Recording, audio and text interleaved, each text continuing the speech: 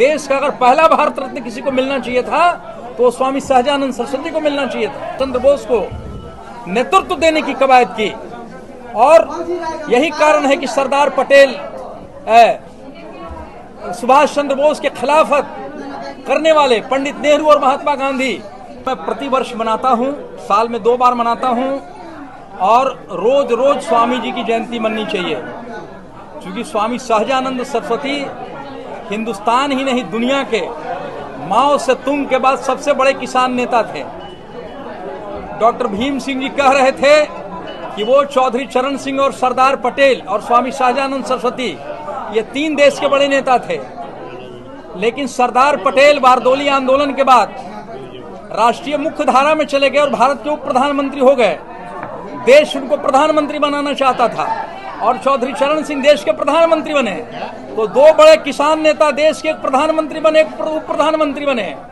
स्वामी सहजानंद सरस्वती अगर सक्रिय राजनीति में होते तो प्रधानमंत्री और राष्ट्रपति सब कुछ बनते, लेकिन उन्होंने एक बात सुन लीजिए, सुभाष चंद्र बोस को नेतृत्व देने की कवायद की और यही कारण है कि सरदार पटेल सुभाष चंद्र बोस के खिलाफत करने वाले पंडित नेहरू और महात्मा गांधी के अनुयायियों ने उनको मुख्य धारा से अलग रखा। और आपने भारत रत्न की बात की, उन्हें तो भारत रत्न सबसे पहले मिलना चाहिए था।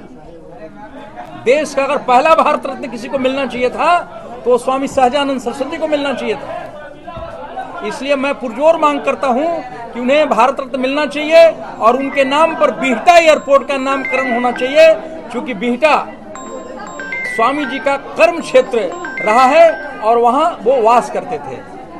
बच्चों के पाठ्यक्रम से संस्कृत मिटाया जा रहा है, संस्कृत नहीं पढ़ाया जा रहा है, फिर हम हिंदी की कैसे कामना कर सकते हैं कि हमारे बच्चे शुद्ध हिंदी बोले? देखिए, मैं शुद्ध हिंदी बोलने की बात नहीं है, बोलचाल की भाषा बोलनी है और संस्कृत ने सरकार को संस्कृत के ऊपर ध्यान देना चाहिए। आपका सवाल ठीक है, लेकिन एक साजिश के तहत संस्कृत को खत्म किया गया है। हम चाहते हैं कि एक माहौल बने, आप लोग भी उस माहौल को बनाइए कि संस्कृत की फिर वापसी हो।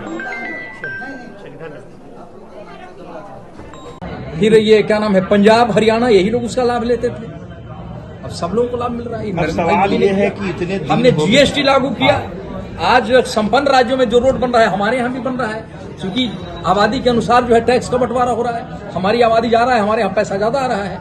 पहले कांग्रेस नहीं देती थी पैसा, तो हमारे यहाँ की सड़कें जो है सो टूटी फूटी रहती थी, हमारे यहाँ विकास नहीं होता था। अंग्रेजों के समय के बनाए हुए कितना मैं बताऊं कांग्रेस ने क्या दुर्गति की। सर, लेकिन अंग्रेजों के एक बात और सुन लीजिए, अंग्रेजों के समय में जो उद्योग लागू थे, उद्योग जो थे, चाहे बेटा चीनी मिल हो, चाहे जूट मिले हो कटिहार वगैरह में, सबको कांग्रेस ने खत्म कर दिया। कानपुर से लेकर कलकत्ता तक पूरे जोन को खत्म कर दिया और पूरा पश्चिम और दक्षिण भारत में उद्योग को शिफ्ट कर दिया। और मैं क्या बताऊं, कांग्रेस ने जितना दुर्गति की है इस देश की। चलिए, एक बड़ा सवाल है कि आखिर उनको सम्मान अभी तक क्यों नहीं मिला? सम्मान मिलेगा, हम उसके लिए आंदोलन कर रहे हैं। आप कहीं न कहीं राजनीति में चाहे सामाजिक रूप से अग्रणी रहा है, उनको सम्मान अभी तक क्यों नहीं मिला? मिलेगा, नरेंद्र भाई मोदी की ही सरकार देंगे, मोदी है तो मुमकिन है।